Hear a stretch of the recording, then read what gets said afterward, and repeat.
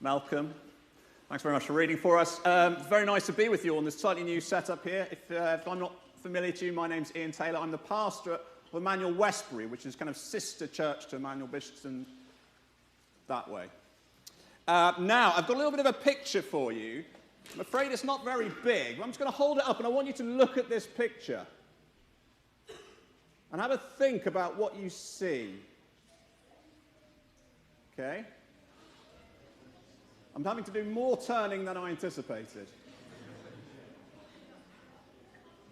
What do you see in this picture?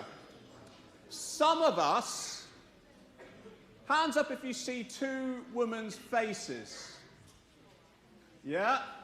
You're looking at the black bits of the picture. Hands up if you see kind of like a sort of an hourglass or like a big goblet for drinking. Yeah, you're seeing the white stuff. Now, we're all looking at the same drawing, aren't we? We're all looking at exactly the same drawing, but we're seeing it in two different ways. And in today's true story from the Bible, God tells us that there are two ways to look at the world around us, okay? There are two ways to see and two ways to understand everything that happens to us. Everything that happens at school, everything that happens at home, all the good things, all the bad things, everything that happens on the news, there are two ways to understand them. And the first way seems wise, but is actually foolish. And the second way seems foolish, but is actually wise, okay? And to show you this, I'm going to have to divide you up into three groups to tell today's story. Okay? And the first group is the Israelites. Okay? So, you guys over here, you can be the Israelites. What I need you to do, just at the back here, is I need you to hold that banner up. You can hold it up for a while, just so we know who you are. There we go.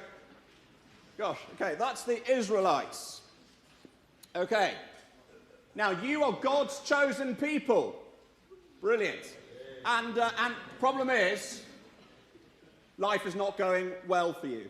It's not going well. And that's because the Assyrian army, and that's you guys over there, the Assyrian army, you are about to attack the Israelites.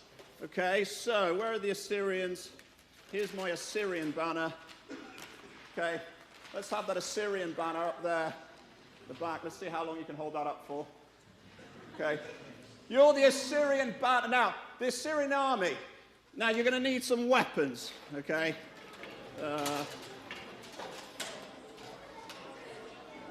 Okay, can you distribute those weapons?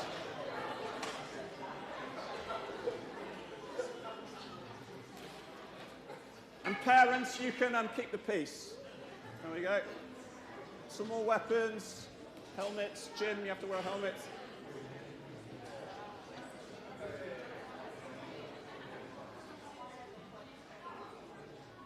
Okay, so, Assyrians, that's you. You're about to attack the Israelites. So can you wave your weapons and give us your loudest war cry? Very British, wasn't it?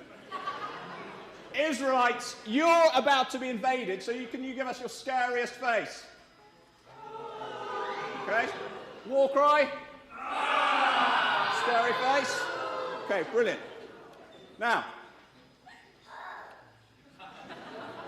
in today's true story, you lot, you're about to be invaded. The problem is, you know you can't defend yourself, okay?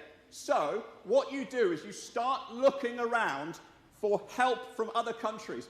And that's where the Egyptians come in, okay? Here's you guys can be the Egyptians. There's an Egyptian banner. Okay, you're the Egyptians. Keep that nice and high. Now, God's people want help from the Egyptians. If you can look down at the reading, chapter 31, verse 1, you want help because the Egyptians have lots of horses and lots of chariots and lots of horsemen. They have lots of soldiers, okay? More weapons. So, let's just pass them out here.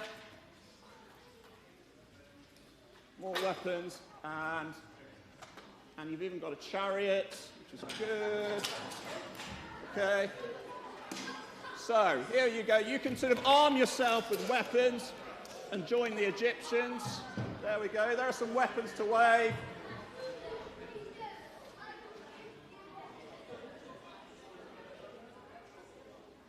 So there are the Egyptians, okay? Horses, chariots, soldiers. The Assyrians are coming with their big army, and God's people over there who are very scared, they ask the Egyptians to keep them safe because they think the Egyptians have an even bigger army. And that seems really sensible, doesn't it? If someone big is coming to get you, you look for someone even bigger. But here is the big surprise. This is the thing, boys and girls, that's worth looking down at the Bible reading for. Have a look at verse 1. This is what God says to the Israelites when they look for help from the Egyptians. He says, terrible decision. Terrible decision to ask the Egyptians for help. It might seem wise and clever and sensible. He says it's a terrible decision to make. Now, why is that? What is so wrong with these guys getting help from them to stop them defeating them? Well, the answer is down there in verse 1. It's all down there in verse 1. Boys and girls, have a look with mum and dad. See if you can find the sort of second half of verse 1. What is Israel doing wrong? It's down there. They don't trust God, the Holy One of Israel, and they don't ask the Lord for help. You see, it's not that there's anything wrong with planning to keep yourself safe. The problem that Israel is making is that they are not trusting God. And when you don't trust someone, you don't ask them for help. God's people are not trusting God, and they are not asking him for help. And that is absolute madness. It's absolute madness. Because ever since God chose the Israelites to be his people, he's been looking after them. He helped them to escape from Egypt. He took them through the Red Sea. He kept them safe in the wilderness. He brought them into the promised land. He defeated enemy after enemy, and he did it all by himself. And time again, God has shown his people that he is their helper. And he promised he would always be for them. But now the Israelites, they don't want God's help. They've stopped trusting him, and they've stopped looking to him. Now, every week in junior church, boys and girls, you hear all about how God helps his people. And you might nod your heads, just like the Assyrians probably nod their heads. Just like the Israelites nod their heads. Oh, yes, we believe God helps us. But when there's a real problem, they think they need real help. And they think real help is the Egyptians, not God.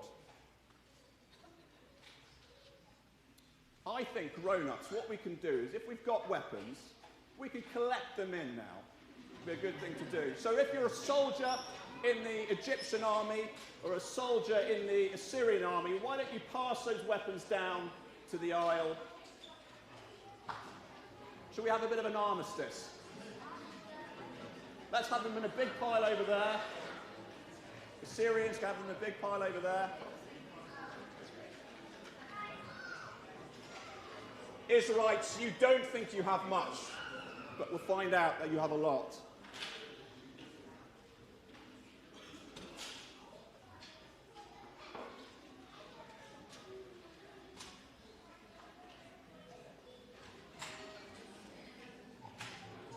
Well done.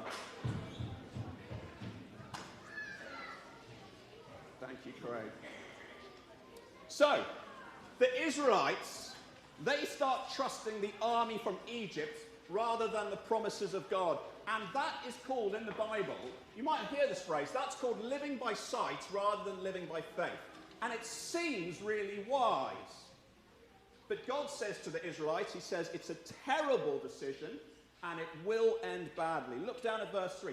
Look down at what God promises to do to those who live by sight rather than faith.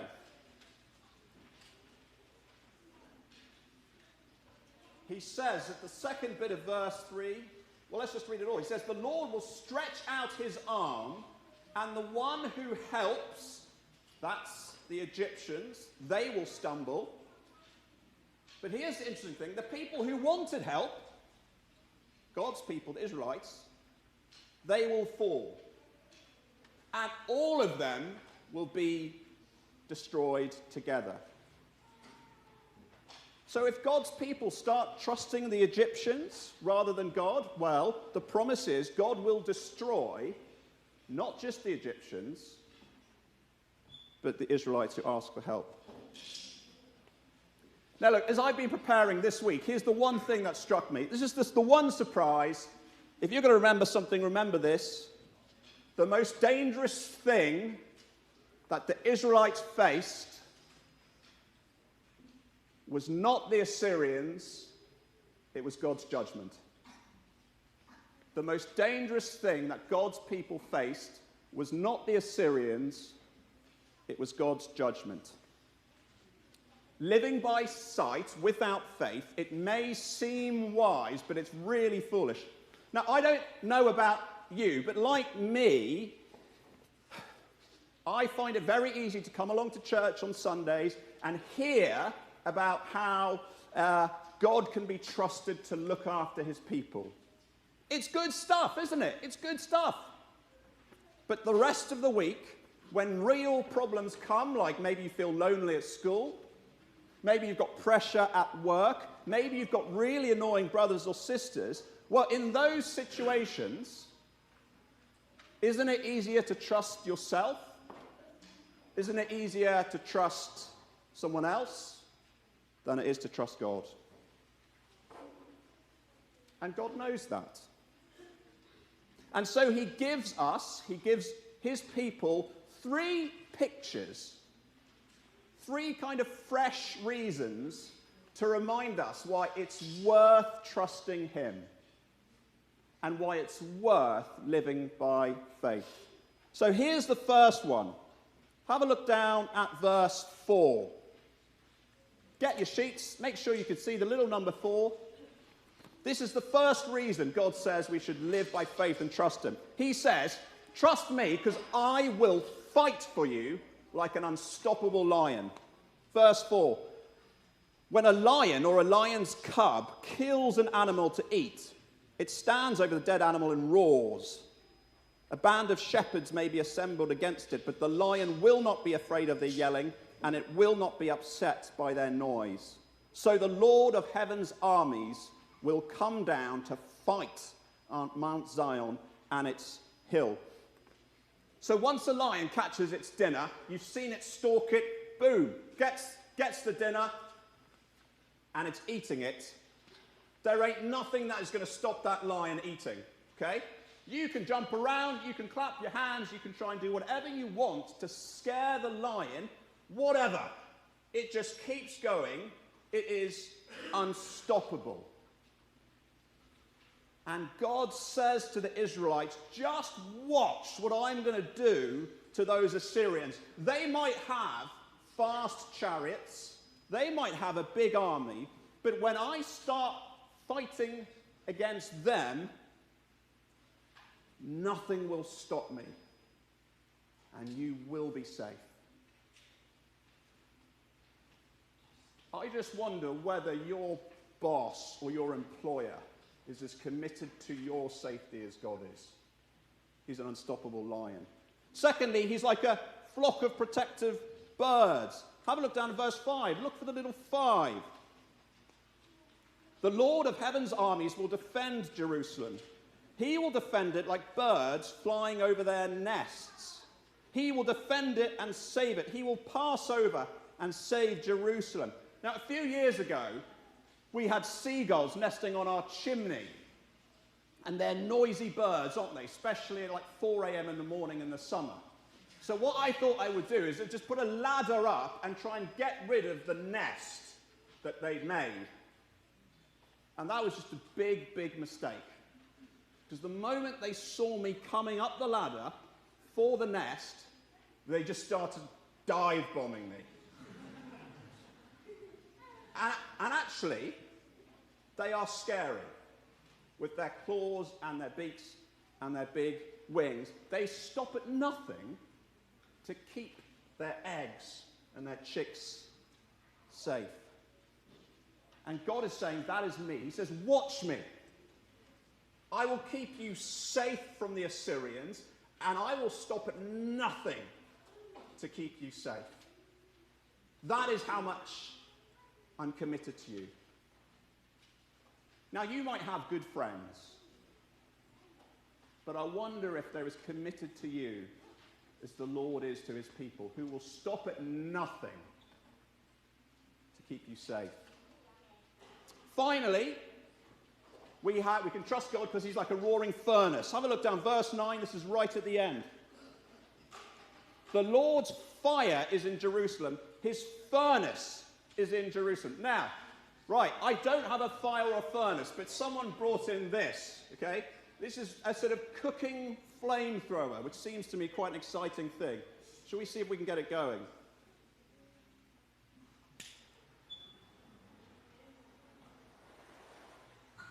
Does it pick up on the microphone? I don't want to burn my neck. Have a look at that. Look at that flame. It sounds great. You see that? Now this is tiny. Imagine a roaring furnace. Hundreds of degrees of flaming heat. You do not want to touch this. And God is saying to his people, he says, I am with you like a roaring furnace. And those Assyrians, yeah, if they come close to you, they're goners. They're goners. They will not be able to lay a finger on you. Let's see if we can turn this off. Now, you might care about being healthy, to keep death away, to keep injury away. But of course, you can keep death away as much as you want and try, but when it knocks on the door, you have to answer. But God says, I am with you like a furnace. And anything that tries to lay a hand on you will not survive. Even death. That's what God promised the Israelites. He said he would fight the Assyrians, he would keep God's people safe. And actually, that's just what he did. Where are those Assyrians? Can we rip that banner up? Big rip. Right down the middle. Gone. Verses 8 and verses 9 tells the story of what he did. And you're going to hear about it in a few weeks. But basically, God didn't just defeat the Assyrian army when they came into Jerusalem. Oh no. Actually, a few years later, he overthrew the capital of the Assyrian Empire. Like a lion that couldn't be stopped, like birds protecting their young, like a roaring furnace, keeping his people safe. And what that means is that trusting him is the wisest thing you can do. We're going to sing a song. If you're going to trust something, you need to know it's solid. You need to know it can take your weight. And we're going to sing all about Christ, who is our solid rock.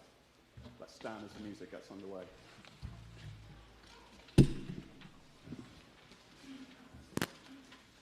Now, we started our time. Do you remember this picture? Can you think back to then? Two different ways to see this picture. And what do you think as you look at that cross? What do you think about as you look at it? Do you see something that is foolish and a bit lame? Or do you see something that is wise and powerful? So the message of the cross, that Jesus died and chose to die in our place to save us from the judgment we deserve and to fix our broken friendship with God. What do you think about that message? Maybe it's a nice message to hear on Sundays, but isn't it really easily, as you go out that door, and as you go out that door, isn't it really easy to leave that behind? Oh, it's a nice thing to kind of know, but now I need to crack on with the real stuff that will keep me safe and keep me happy and keep me healthy. You know, like the real stuff, like friendships at school. That's where real wisdom's found. Oh, you know, like the real stuff, like the project I've got at work. That's actually what is really important. Or like the real stuff, like how to parent your children.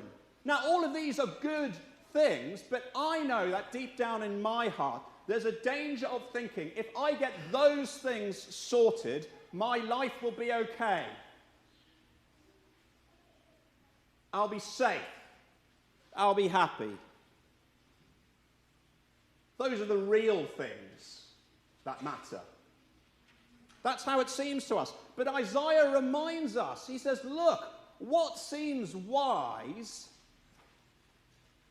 may actually be foolish.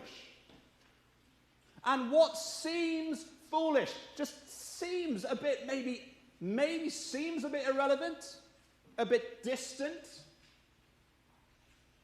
Oh, that is wisdom. Because as you look at that cross, in faith, you see Jesus as an unstoppable lion, as a flock of birds, and as a roaring furnace, keeping you safe. And from the cross, there you hear God saying, I sent Jesus to fight for your eternal safety. And if I did that, don't you think I'll give you everything you need in this world? Don't you think I'll keep you safe from everything that could ultimately harm you?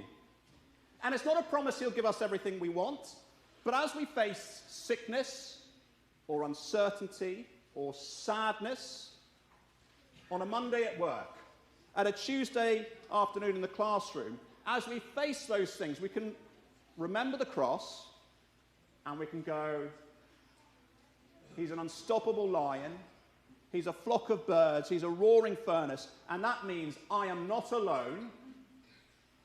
God is my helper, and I am safe. Let me give you one example of how this can be illustrated. Towards the end of the last year, someone in the church family, or one of the 3 Emmanuel church families, I don't know who, they got in touch with Emmanuel and they said they needed to reduce their financial giving. The rising cost of living meant they just felt stretched too tightly. And then a few months later, in January, Emmanuel's leaders set out the church budget. Emmanuel's finances were tight, and unless annual giving increased by £100,000, which is a huge amount, well, we might need to consider staff cuts. So that individual who'd been in touch before Christmas, they got back in touch and they said, oh yeah, things are tight for us, but it sounds like they're a lot tighter for you, and so we're not going to reduce our giving. We're going to keep it as it is. And can I just tell you, when some of us heard that story, it almost brought us to tears.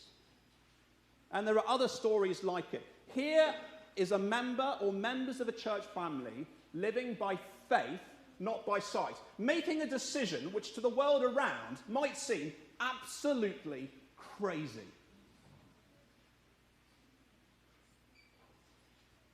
But they know about the cross.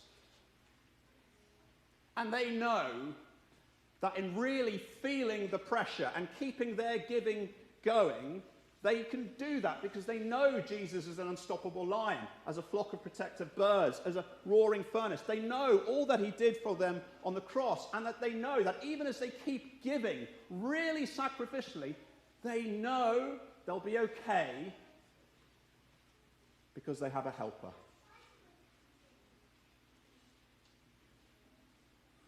Let me pray.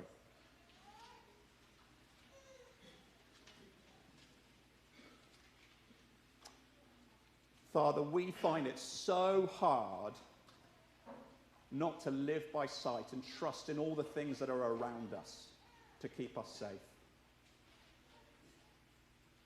Please, would you remind us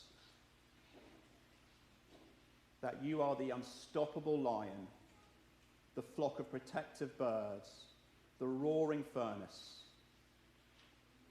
and that with you, whatever happens, we are safe. Amen.